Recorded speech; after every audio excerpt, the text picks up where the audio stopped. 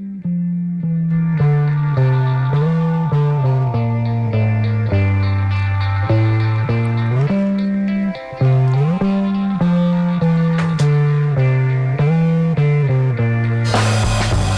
good morning and welcome to The Skinny for Friday, October 31st. I'm Mitch Perry, the senior political reporter for the Florida Phoenix, joined by my colleague, creative loafing editor-in-chief, Ray Roa. Happy Halloween, Ray. Happy Halloween, Mitch. Mitch, what are you going to be for Halloween? Oh, great question. I haven't thought about that. I will tell you that I'm also very happy that daylight savings time is, I don't know if it's ending or beginning, what have you. I'm for it, okay? This is very unpopular opinion. Oh, no. Yeah, no, but as a person who runs in the morning... and I thought I knew you. No. I mean, it gets light. It's still dark at 7:20 a.m. I'm absolutely for turning the lights on, having an earlier evening, darker evening. That's fun. It's fall. Anyway, hey, great to have our it's not a happy day for federal workers, of course. Day 31 of the federal government shutdown. Just remind our listeners, of course, the Federal Supplemental Nutrition Assistance Program, SNAP, is running out of money. In fact, tomorrow, right? It's when that money will not be available. We're going to talk to somebody here later in the program here about how people in the Tampa Bay area might be able to get some food assistance there. And just, by the way, an update on the issue on the shutdown. Obviously it's still continuing. The Democrats, Republicans still at odds, but President Trump overnight weighed in. Some people are saying it's Trump's fault. He should be doing something. Well, what he said is that the Senate Republicans should push the so-called nuclear option and get rid of the filibuster, which right now, of course, you need 60 votes to pass this House bill they've already passed to get the government going again. The Republicans have 53 votes. They don't have the 60 votes. And even with a few Democrats, they don't have the 60. So what's going to happen there? Anyway, we can get into that. But, something completely different. Tourism in Tampa and tourism in Florida is a huge issue, right? And specifically here in the Tampa Bay area, and especially with our Pinellas County beaches. And so who we have here today talking about this is Charlie Justice. Many of you are, of course, familiar with Charlie Justice. He's the Pinellas Democrat who served in the Florida legislature for a decade at the beginning of the century, and the House and Senate. And then, of course, he was a county commissioner, Pinellas County commissioner from 2012 to 2024. And then after he lost last fall to Republican Vince Nowicki, he's rebounded very nicely now as he's the president and CEO of the Tampa Bay Beaches Chamber of Commerce. So, Charlie Justice, welcome to The Skinny. Thanks so much. Beginning of the century, that sounds so long ago. I know, exactly. Right when I moved here, that's the first year you got elected representing the House here in the St. Petersburg area. So it's been quite a journey for you. And so, Charlie, let's get to, and I want to talk a lot about your gig, and it sounds so interesting what you're doing now, but let's talk about what's going on the beaches in terms of the recovery, right? It's been a little over a year now since the devastating 1-2 punches of Hurricanes Helene and Milton devastated parts of the Tampa Bay area and certainly impacted a lot of the area where Pinellas County beaches are. And so I was reading, we saw some news this week. The Beachcomber on Gulf Boulevard and St. Pete Beach reopened this week, which is, and then right next door, Jimmy B's. So what's the state of play with the, where we're at in terms of the economy bouncing back on the beaches? Well, there's 1,000 stories in the night, right? And so every property is a little bit different. But yesterday was such an incredible day. We cut the ribbon at the Beachcomber, and Jimmy B's is a popular spot. I mean, that is a definite hangout for watching the sunset and having a cold beverage and enjoying that. So many people excited about that. But we cut the ribbon, and we do a lot of ribbon cuttings. We've done a ton of reopenings since the storms.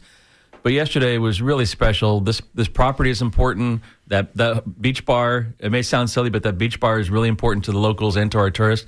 But we cut the ribbon, and I turned, and I just saw this huge crowd of the employees that were smiling and happy. And for me, that's what made it all, is all these employees are back to work. And we've seen that all on the beaches. So it really depends where you're at.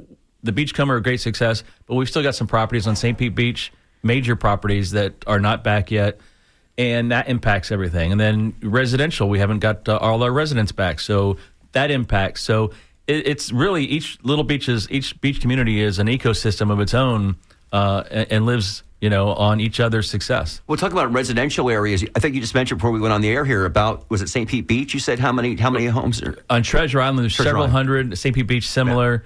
Residential demolition permits. So that's a year that house has been, uninhabited. Nobody's living there. No one's going to the corner store to buy gas or food or anything. You throw in the tragedy that we had with the Publix shopping center in Dolphin.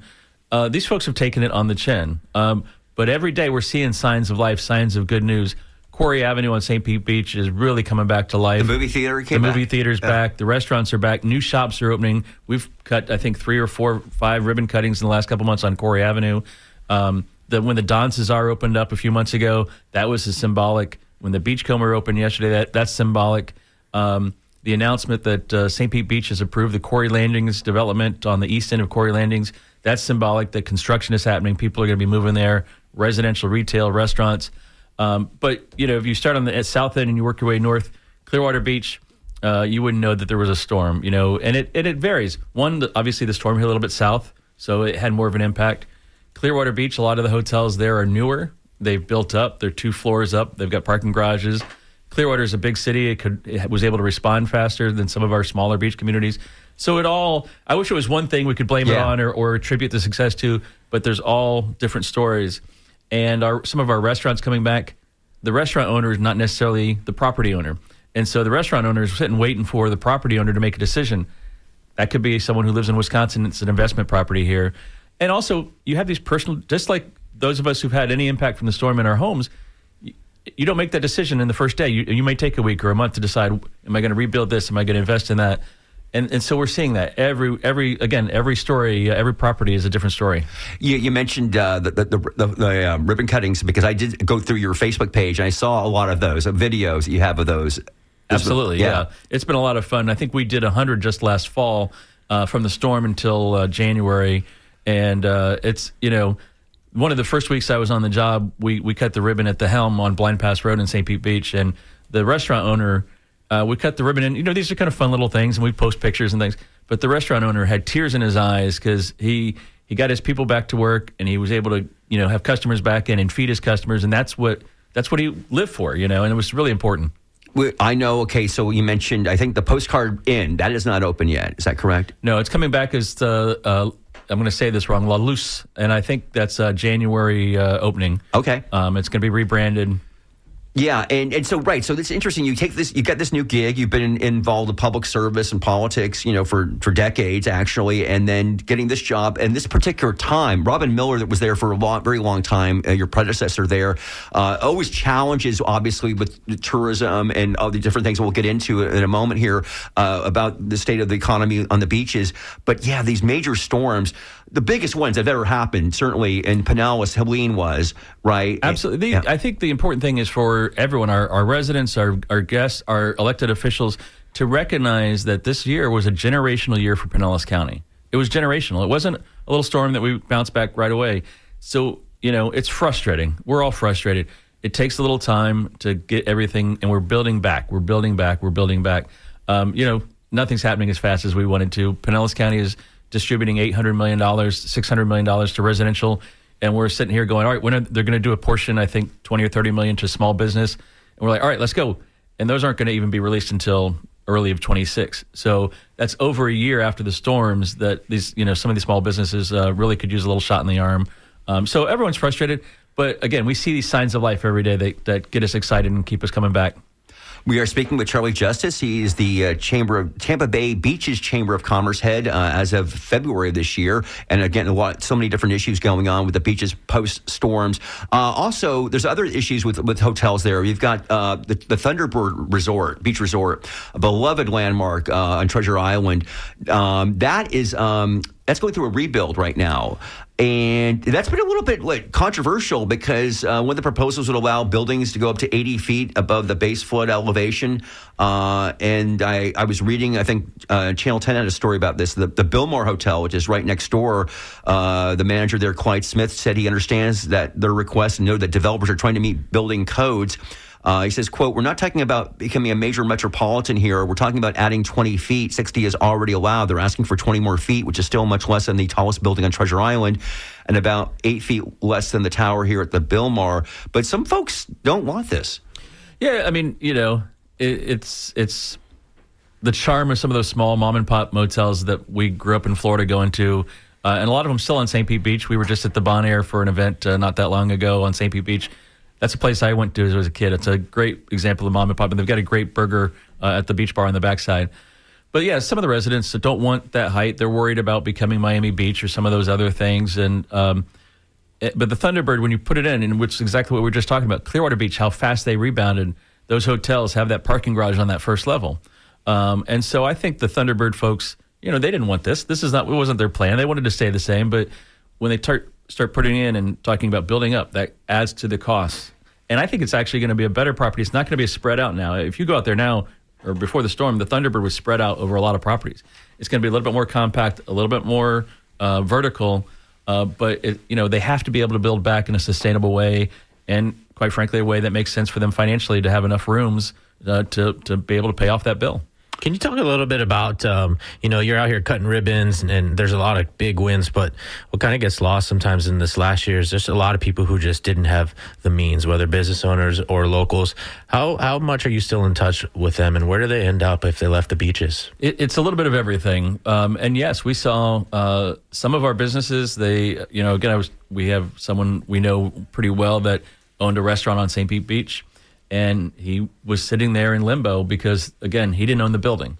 And the owner of the building went back and forth about decisions. First, we're going to scrape everything. Well, no, there's two buildings. We're going to scrape one and leave the other. No, we're going to scrape, and it went back and forth. And I don't know that we've still, to this day, have a final decision what he's doing with that property. That restaurant owner, all his employees kind of scattered and went to other places, and most of them in the hospitality world somewhere. A lot of our hotels have been telling me that they were able to get most of their employees back if they reopened, which is an incredible testament to the, kind of commitment to the building. But yeah, we saw some that just couldn't come back. And one of the surprising things is how many of our folks did not have flood insurance if they owned it straight out.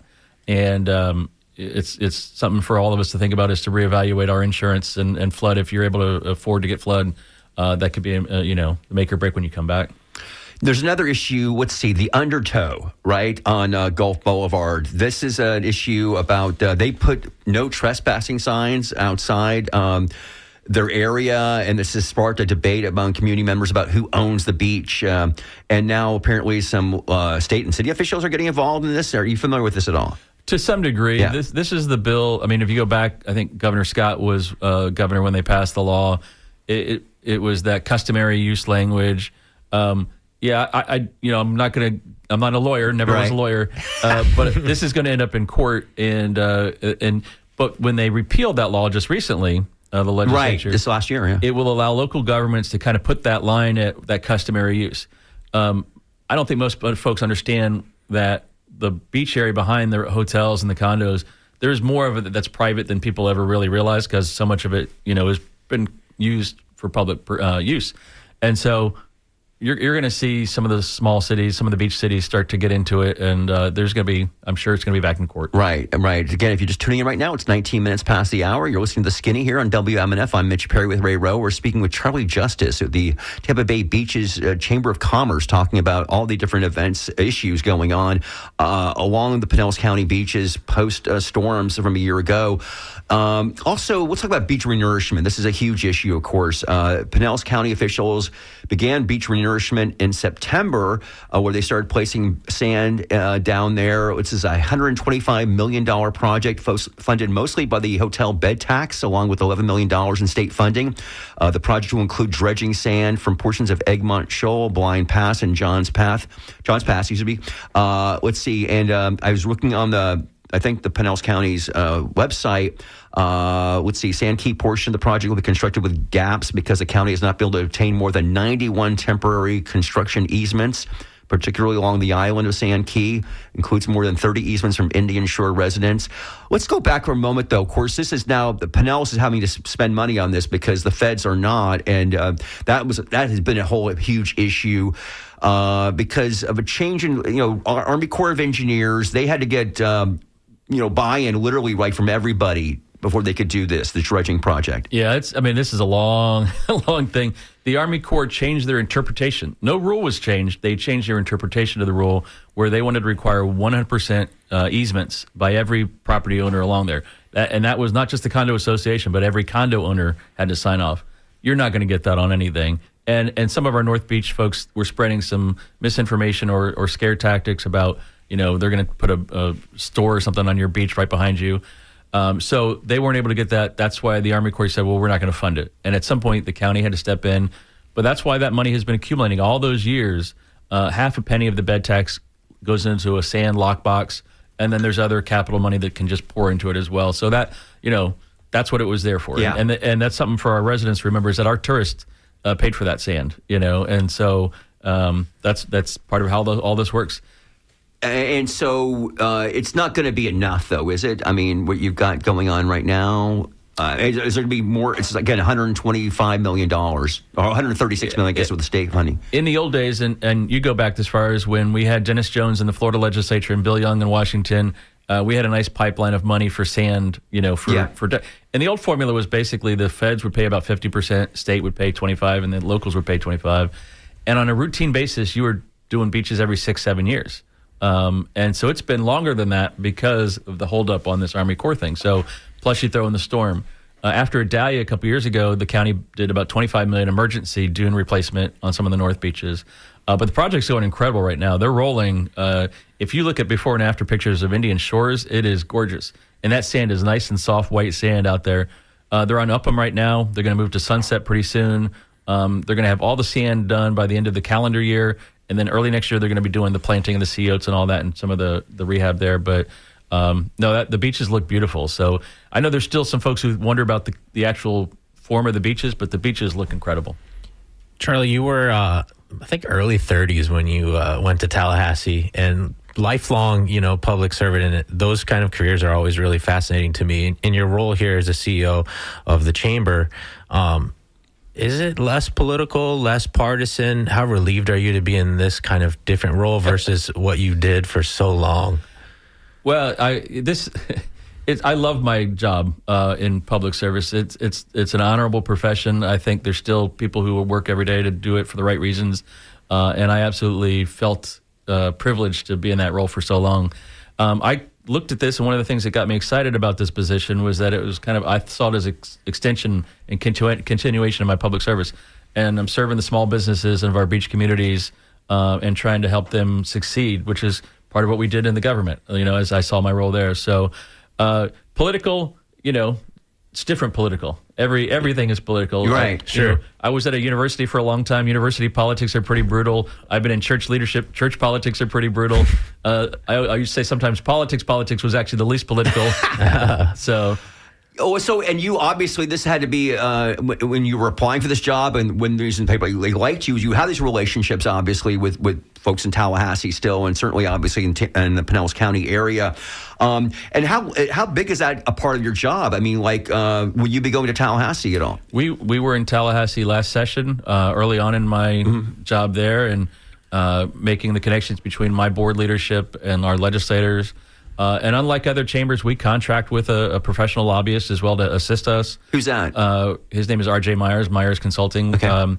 That's one of the things that we value. And so we talked about sand nourishment, beach nourishment, making sure there was funds for the sand there. When we went to Tallahassee, we talked about protecting the TDT, because if you remember last year in Tallahassee, there was proposals to get rid of it, not to get rid of the tax, but to say you couldn't spend it on the Convention and Visitor Bureau, you couldn't spend it on beach nourishment, you had to spend it on the property tax side of things. And so that was so important for us because, again, it paid for all that sand that's out there right now, and it pays to market our destination, which is critical to continue to bring the tourists here, which support in Pinellas, over 100,000 jobs rely on tourism. Oh yeah, you listen to NPR, not in the Tampa Bay area. You'll have these commercials from Visit Tampa, Clearwater, St. Pete Clearwater, big time, and also Ed Hooper, who was the Senate Appropriations Chair, who I know is crucial, obviously. And that's a great relationship to have. I've known the senator for a long, long time, back when I was a senator and he was in the House, and I think the world of Ed, and he was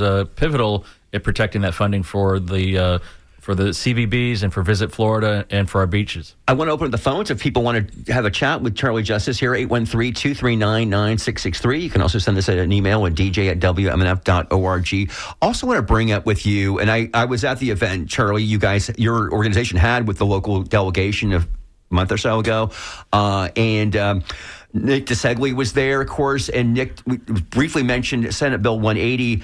I want to bring this up, though, because, of course, and anybody who follows Florida politics, who reads my stories, knows all of what I've been writing about, the litigation, everything about this bill and what happened to it in terms of the or pro-development side of it that people are very angry at. But obviously, the original part of the bill was because Nick has said this, that he was in Indian Rocks Beach. He was very unhappy with how some local governments responded to the storms in terms of permitting and issues like that. The bill was basically intended to help people rebuild properties damaged by major storms. Again, you mentioned earlier about how many houses are still not inhabited right now.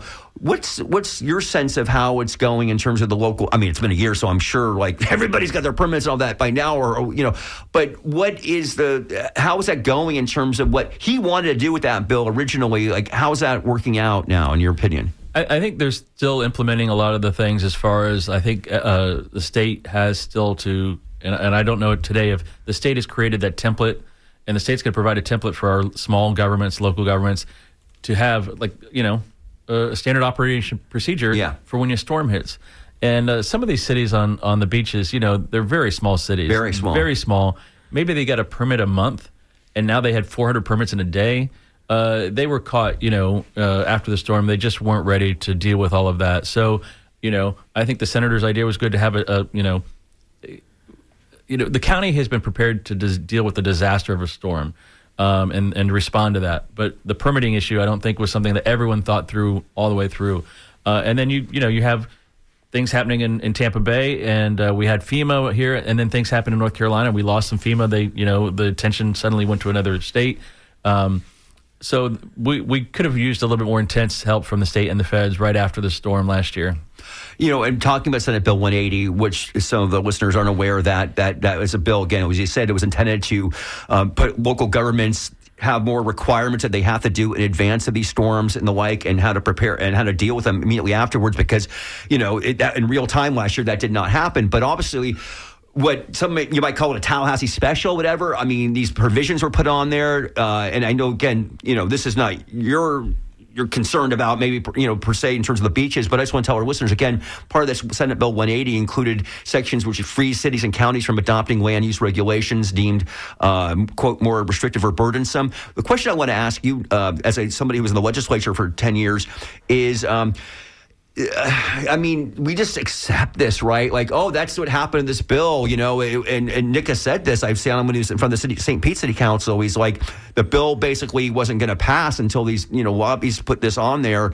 And he said, I could have chosen not to, we could have killed the bill and you wouldn't have these terrible parts of it on there. Or, we could have just, let's try to appeal it, or we're going to do something about it next year in the session.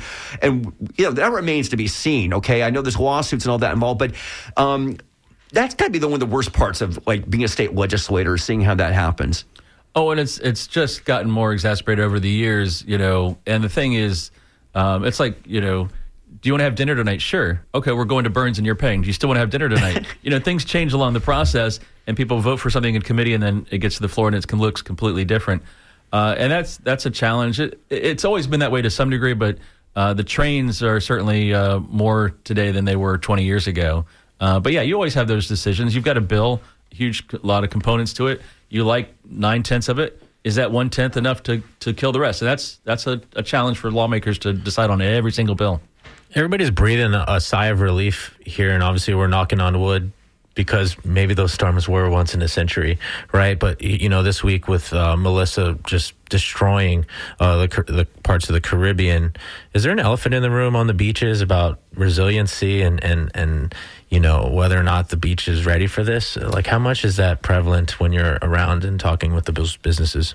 I think that's, the ones that are coming back, they want the ability to build back, maybe a little bit more when we're talking about the Thunderbird. Part of that is not just they want to build taller just for the sake of building taller. It's to put parking under that level so that they can withstand the sand and the water. I think those storms that come out of there, that come off the Yucatan and the Gulf, are always the scariest ones. The ones that come off Africa, it's that 1 in a million bowling hook that we call it to get to Tampa Bay. But the ones that pop off the Yucatan, like Michael did a couple years ago, those are the scary ones. And now they are intensifying faster. I think Jeff Baradelli had a chart the other day that In the last 25 years, we've had more Cat 4 and 5 storms than in the previous 25 years. So that intensity is what scares us. But I think, every year we learn better. Again, our state officials, our local officials, they're learning how to respond better. We're learning how to prepare better. Hopefully our residents are preparing their own homes, but also preparing their evacuation plans better. We all have to be smart about it. We've got a note in from our friend David, who wrote in and said, Charlie's a great public servant. He says, I was thinking about the great Harmony Korine movie, Spring Breakers, that came out. That was, I think, in 2012. The movie was filmed here, but didn't show St. Pete beaches in a very positive light. It wasn't the best Chamber of Commerce style movie, but it was really interesting. He asked, would Charlie support similar movies being filmed here? I don't know if you like Spring Breakers, but I wish we had the Florida State tax incentive for filmmaking in place. I think a lot of people do. But what about that? We loved the tax incentive program. No reason that a film about Ybor City should be in Savannah. Oh, right. The Ben Affleck film. I have to say, I never saw Spring Breakers. Never made it on my watch list. But we have seen Dolphin Tale 1 and 2 many times in my house. Oh, my girls were little when that film came out. And I love, obviously, Cocoon.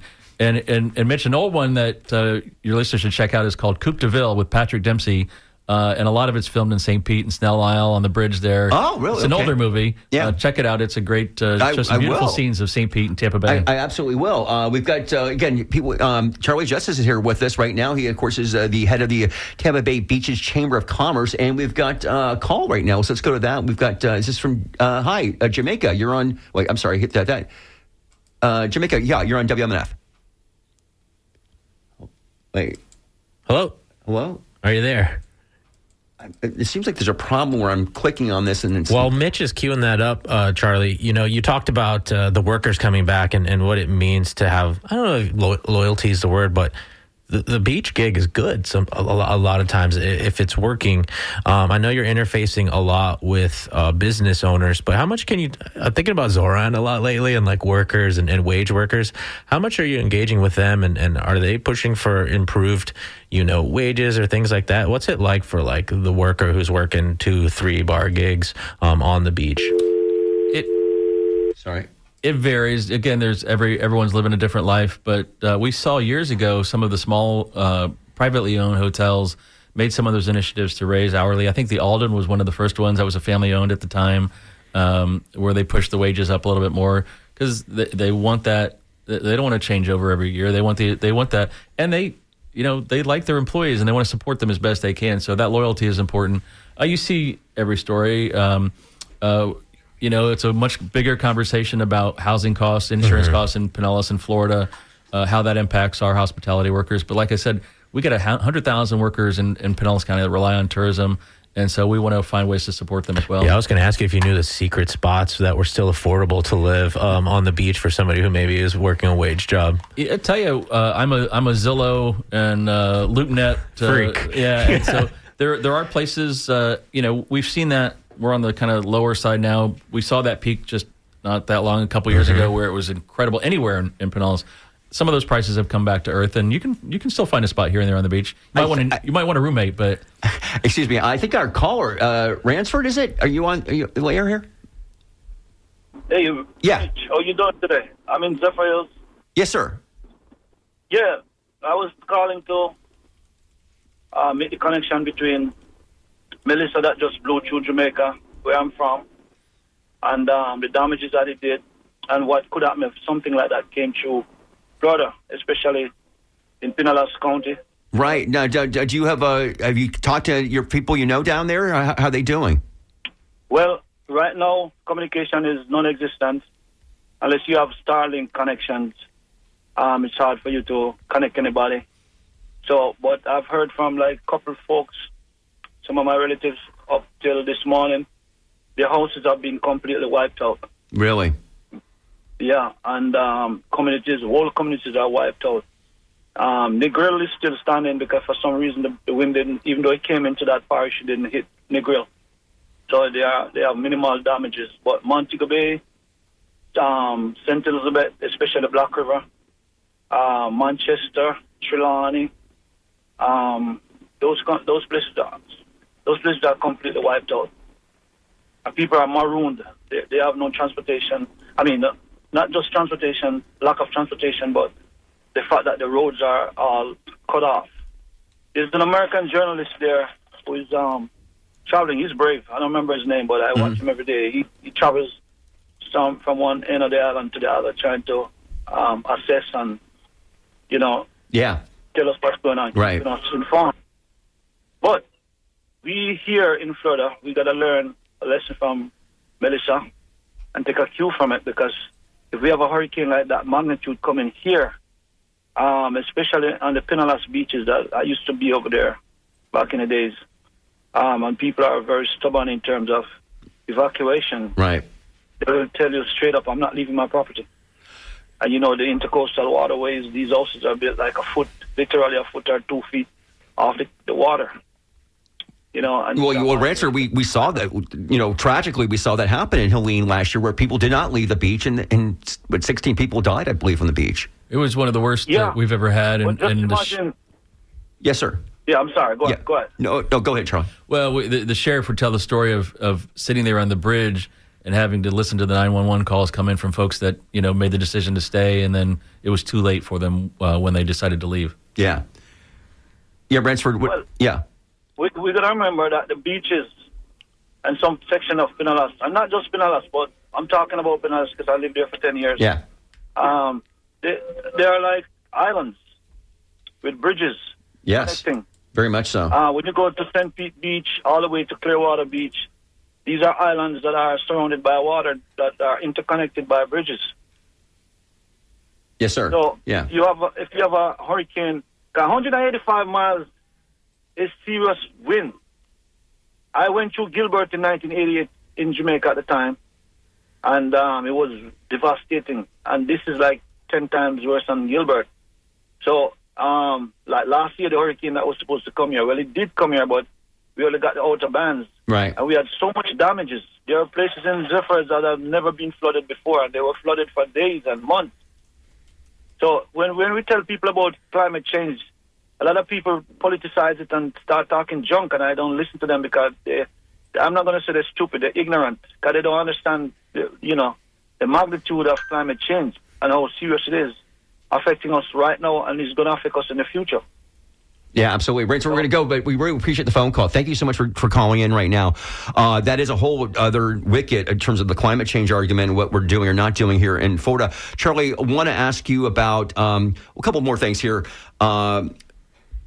Sunrunner, okay, what's going on? That we've lost a lane there. Wait, it's no longer exclusively by itself, right? Let's see, Spark Bus just launched. Yeah, and so it doesn't have a dedicated lane anymore, right? It's part of just on one section in the city of South Pasadena there. So it's not the whole. It still has the lane in St. Petersburg, and it still has when you cross over to the beach. How is that going? Because we know a year ago there was some controversy there with the Sheriff Gautieri was saying there was a lot of homeless folks that were congregating there, and some people were complaining about that.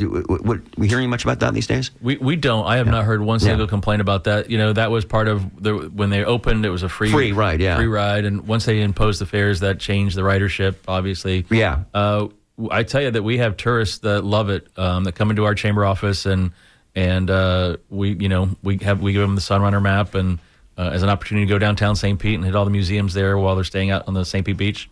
They enjoy it. You mentioned how some of these cities or towns in Pinellas County are so small. And they had, in terms of dealing with something like a storm and the permitting. There's every so often, this being the county commission, there's discussion about consolidation. Where's that at? Is that going anywhere? That's talk of like pitting some of those cities that's making part of the county? That's been a conversation for the same. All my life, basically, because some of those cities, I don't know if they would qualify to be a city incorporated today with the population requirements. There's been a lot more talk this year about it, and in my life, I thought never was going to happen, but I think there is a possibility they could. Really, it's going to take one legislator who's willing to put a lot of time, energy, and capital into it, and I don't know if there's a senator that wants to do that right now, but I think how those cities respond to the storms and prepare will go a lot into that conversation. Yeah, absolutely. Also want to ask you about, do you hear much in your job about Airbnb? And I ask that because that has been another huge Pinellas County issue over the years, and it's been an issue in the legislature. Actually, this past session, there was no bill filed, actually. It was kind of shocking in terms of taking more control from the local communities away. That's been a huge issue, as you well know, in cities in the county. I think the county themselves actually maybe did something on that last year, and you can tell us about that. But in terms of, Indian Rocks Beach, I wrote that as being ground zero in this argument, which is a statewide argument, of course, in these beach communities about allowing Airbnb, having the power of Airbnbs and what that does to local communities, the negative consequences, some people would say. And then you have other people who like to rent those properties out who say, don't take away my property rights. What's your thought there? I'm not touching that one. No. Local control is something we've always believed in, yes. And because Indian Shores is different than St. Pete Beach. St. Pete Beach is different than Clearwater Beach. And so having that local control, having a Tallahassee down has not been what, has been supported over the years. It's a big part of the tourist tax. It's a big part of what funds money in there. We're also big believers in private property rights, being able to do what you want with your property. What you have, I think, is a few folks that really turn their homes into party central, and that's what really irritates the neighbors. Yes. I mean, if you think about a lot of them, you'd never even know it existed. Cars, maybe if you're observant, cars are different. Others of them, you look over and it's like, spring breakers party. Yeah, absolutely. And what we should say right now, we've got another guest in the studio here. If you're just tuning in right now, you're listening to The Skinny here on WMNF, 42 minutes past the hour here in Tampa. I'm Mitch Perry with Ray Rowe. We've been talking to Charlie Justice, former longtime legislator, local official, Pinellas County Commissioner, state lawmaker, now head of the Tampa Bay Beaches Chamber of Commerce. And also, we've got a new guest. Why don't you introduce him to us here? Yeah, joining us today. So, people on the beach, probably a lot of those workers are, receiving SNAP benefits. And this weekend is a huge deal for a lot of people, families especially, who are used to their SNAP cards being reloaded or loaded up here on the first of the month. And those are expected, that money is not expected to arrive this weekend, as Mitch's outlet has reported. Florida Governor Ron DeSantis has responded to calls to safeguard the program for his constituents by passing the buck to Chuck Schumer. But there are some local restaurants really who've kind of put aside the politics. We started this post on Creative Loafing yesterday, and it's crazy. I think Giggle Waters in Safety Harbor said, we're going to give free meals to kids, no questions asked. And all these restaurants have just piled in here. And we're joined today by Roberto Torres, a longtime coffee shop owner here in Tampa, co-founder of The Blind Tiger, born in Ybor City, but all over Hillsborough County. Now, Roberto Torres, welcome back to The Skinny. Thank you for being here. Yeah, thank you for having me. Last night, Roberto texted me. Sometimes the folks we talk to for stories text us, and you can feel like they're just kind of venting or wanting to talk about something, and SNAP was really on your mind. Roberto, tell us what Blind Tiger is planning on doing in response to this, and just your general thoughts on what is going on here. Yeah, I think, to make a long story short, when we first started in 2014, we knew we wanted to give back, and obviously food insecurity ranks top 3 in our list of how we devote our time, talent, and treasure, specifically when it comes to the community in Tampa Bay. So I think I actually am part of a board member for Feeding Tampa Bay, which is our local food bank, which bankrolls, for people that don't know, all the soup kitchens and all the pantries and all the other agencies that distribute food within our community.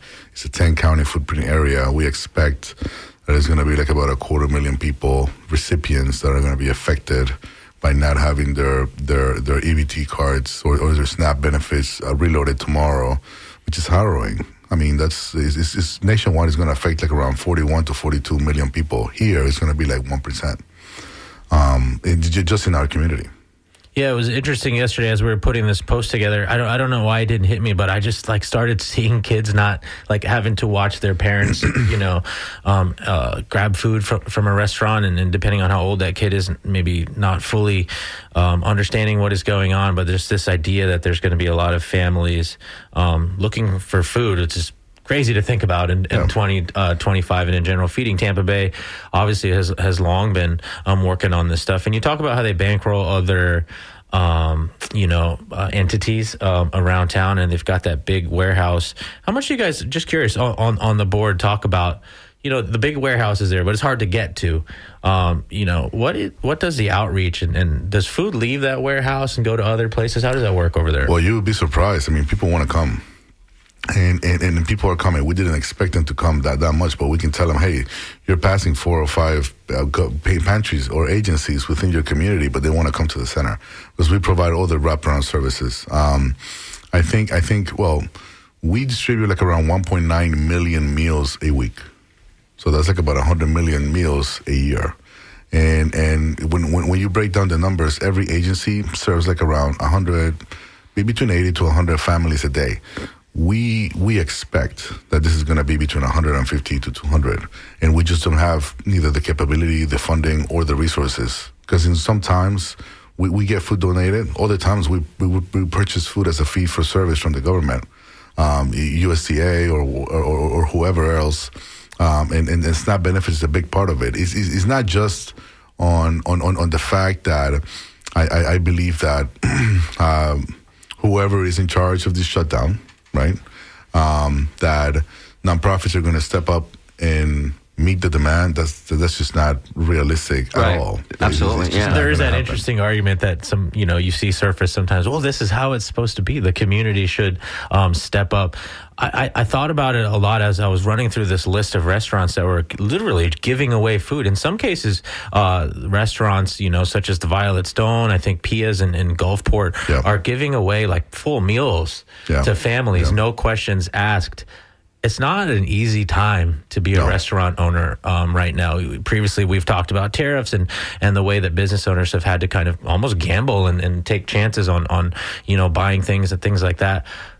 What is the potential hit to a restaurant of giving away things, ranging from simple kids meals down to full meals here? And can you kind of help us tap into maybe the mindset of a business owner that is going to be willing to take this loss? Is it like a desperation or just like, what am I supposed to do? Do nothing? I think it's twofold, right? It's the opportunity cost on inventory that we could have made a profit.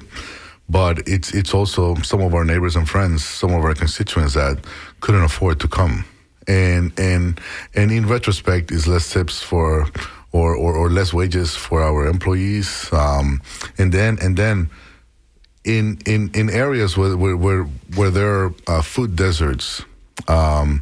This particular, let's call it, the dollar store, Dollar Tree, or maybe a small grocery or a convenience store, a corner store, that rely on EBT sales, they're not going to have that income. So it's going to be, the twofold. It's going to be people affecting their pantries, but also other businesses being hit in their pocketbook.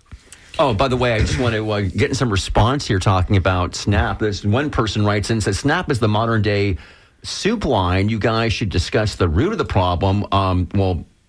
I don't even know where we go with that, like not enough food for people. By the way, and we also want to bring this, again, we're moving this discussion here. We've got Charlie Justice here from the Tampa Bay Beach Chamber of Commerce and also Roberto Torres, a local entrepreneur here, talking about helping out in terms of restaurants or helping out now that, of course, the SNAP benefits are ending this weekend for those folks, close to 3 million in Florida who rely on those benefits. Lenny is calling in from Gulfport, and we're told here that Lenny is an opposite view. Okay, now, by the way, I'm sorry, Lenny, I'm trying to bring you up right now. This top line here, you literally hit air, and it's a problem, and I'm going to say that. Hopefully somebody can hear that and fix that. So we're going to get to Lenny in a second here. I'm sorry. But all I'm told, he has an opposition point of view here about this, so bring it on right now. But well, maybe I can give him a little bit of food for thought about what the root cause of the problem is, right? Yeah. He has an opposing thing about SNAP or supplemental, which is SNAP means supplemental needs program. Let me ask Charlie about that. Somebody who was in public service for so long. This is a federal program, obviously. You were in the state. By the way, the Democrats had asked Governor DeSantis to see if he could help out. They've got some funding, and he said, call up Chuck Schumer. Okay, by the way, so what's he? I think Lenny is now ready to talk to us. Lenny, are you there? Hey, Lenny, we can hear you. Can you hear us? Is this I'm Larry? Yes. Larry. Sorry, Larry. We're just no problem at all. No problem. problem at all. No, I love the back and forth, and I appreciate the information. My only comment was, for the SNAP benefits, I get it. There's people who need it, and the big holdup is just a few yes votes. I mean, they really should do that, and then behind the scenes work out the other stuff. And it's a shame that people have to lose their benefits while we have elected officials getting their benefits. That seems obscenely wrong to me. Right. You're referencing the issue in Washington right now, the impasse. That's exactly right. Right. Historically, this program has been insulated from that. To me, is the wealthiest country in the history of the world. Why do we have so many people who need SNAP benefits? I understand we're going to have a lot that always will need it. You're just never going to get past that. But you talk to employers today, and the toughest part of their job is finding workers. In some cases, yeah. I mean, actually, you'd be able to speak to that, Roberto. I think, yeah. Larry from Bradenton. Thank you for calling. I appreciate the thought there. You obviously hire folks. Is it harder than we heard after COVID? It certainly was. That was 5 years ago, of course, 4 years ago. What's it like in terms of three basic questions that we ask? Number one, what's your availability? Mm-hmm. Can you work weekends? Can you work nights in some cases? Can you early mornings? Number two, do you have reliable transportation? And unfortunately, mass transit doesn't count as reliable transportation. So they have to tell us, hey, yeah, I do have a car, or no, I don't have a reliable car, or and in that instance, I'm not going to tell somebody no because they ride the bus. I want to say, okay, let me try to figure out what a location is that I can put a shift together or whatever. Right. And then the third one that we like is, what's your attitude about life? If you're a happy person and one that likes to talk and engage, yeah, we'll teach you everything else. But having that outlook and that and wanting to engage with people, it's paramount within the industry. But one thing about him, about Larry's talking about why is it so many people in need. United Way came with this study called the ALICE study, which stands for Asset Limited Income Constrained Employed. This is just the working poor. This is literally people that are $500 away from a catastrophic accident where they can end up unemployed, homeless, or both. And the idea is, your car breaks down, now you need that to go to work. You can't go to work, now you end up unemployed. That's like a catastrophic accident. These are the folks that we're talking about, or the ones that are making the hard choices of, do I need to put rent in my car or gas in my put gas in my car or pay my rent or buy groceries? So the way that they supplement their income, because a lot of people that come looking for groceries is because they're working. They're hard working. I've never met somebody that is not on SNAP supplemental assistance that is not a hard worker. Charlie, you want to weigh in on this? Well, I think we've seen costs rise on so many parts of our, insurance, auto insurance, property insurance, all those affordability in general. But just to talk about Feeding Tampa Bay, they do so much work, and it's not having to go to the center. They send distribute supplies to food banks and centers all over the Tampa Bay area, and they have these empowerment centers which provide hot meals. Trinity Cafe. And the Trinity Cafe. 365 days a year. And there's one on 54th Avenue near 66th Street in Lellman, and it's been a godsend since they opened it a few years ago there. So Feeding Tampa Bay, if people have some money and able to support them now more than ever, I think it's incredible. I think we have another call here. I think this is already at John Russell from Dade City. Let's see here. Do I have to click this? I don't know if this is working now. John, are you there? Yeah, Skip's going to patch him in from his computer, I think, and then we'll see John change. By the way, within the last 5 minutes here of the show, we were talking with Roberto Torres, co-founder of Blind Tiger Cafe and Roaster, Tampa based all over Hillsborough County. Now we're talking about the ending of SNAP benefits, hunger in general. At the top half of the show, we were joined by Charlie Justice, now CEO of the Tampa Bay Beaches Chamber of Commerce, after 3 decades of 2.5. Oh, wait, 2.5. Yeah, you were 33 when you started. started. Sorry. Charlie, you mentioned, if I could, personally about you, because you're not an attorney, because it's so hard to be a legislator when you were, like, with the schedule you have. So what was your job when you were in the legislature? What was your regular job? I worked at the University of South Florida in St. Petersburg, and I my job evolved over the years. When I left USF, I was running a leadership center, and I had a good staff of grad assistants that helped fill in the gap. But I would come home from Tallahassee Friday morning. I'd go to the office Friday, usually spend a day on the weekend there, have Sunday off, and then Monday spend a little bit of time at USF, and then drive up Monday night to go to Tallahassee. And so but yes, it's hard it's a citizen legislature, but you really have people at the low end of the income level, like I was at the time, my time there, or people where the legislative salary is just kind of like. Would you support now that you're okay? I think, by the way, I was going to ask you if you would support raising the wage of $29,900. Okay, John Russell, are you with us? Yes, I am right here. Yeah, John. So you want to weigh in about the SNAP issue? What do you want to say here? Well, the SNAP issue is just a shot over the bow. You got to think the big picture here: AI, robotics, Amazon laying off. What are, you would say predominantly large numbers, tens of thousands, if not more than that, of relatively unskilled workers replaced by robotics. So where does this go from here? The AI, the robotics, what do they teach in business school? I have an MBA. What's the major variable that that you can control or that you're always trying to minimize? It's labor. So the AI, the robotics, there is a crisis here, and this is just a sniff of what is to come. So what are all these people going to do when they're replaced? And this was in the offing, decades ago. This is building till technology caught up. People that are at the lower rungs of the labor totem pole are going to be the losers. And, this is really setting up for a revolution when you look at the real big picture as really millions of people are shut out of jobs due to robotics, artificial intelligence, and we're just seeing the hint of that right now. Thanks, John.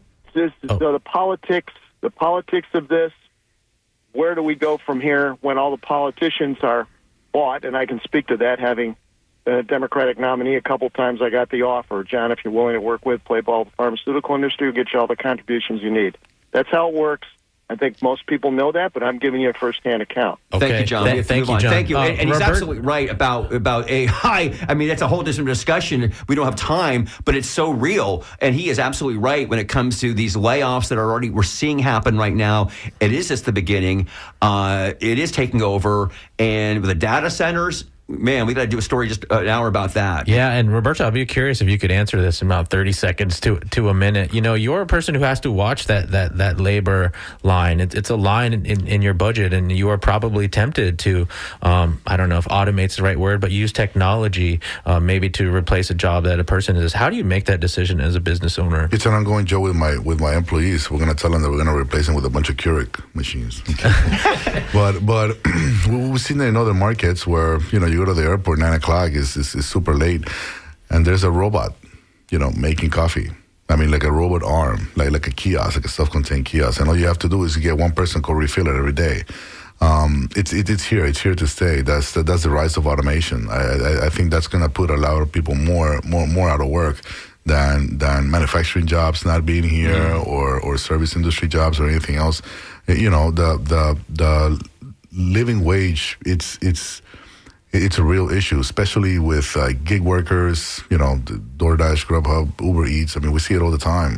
By the way, our minimum wage next year is going to go up to $15 an hour. In New York, they're talking about a $30 minimum wage, actually, okay? It's just hitting $15 here after our constitutional amendment on that. And we're going to hear a lot about New York next week. Roberto Torres, thank you so much for being here, co-founder of Blind Tiger Coffee Roasters and Cafes. Charlie Justice, now CEO for the Tampa Bay Beaches Chamber of Commerce. Thank you so much for joining us both in studio here at WMNF Tampa. You're listening to The Skinny today. On behalf of myself, Ray Roa, my co-host Mitch Perry. Off to Atlanta to see the Mac. Anthony Maduro on the phones for us today. Skip Sassy on the boards. Please stay tuned to WMNF Tampa. I see Joellen Schilke in her Halloween costume with art in your ear ready for you. Folks, check your candies, because last time I looked in mine, I saw like one of those car wash cards for like a free car wash. So check your kids' candy tonight. Happy Halloween. We'll see you next week. We're going to talk about elections. Yeah, next week, all politics, the whole hour.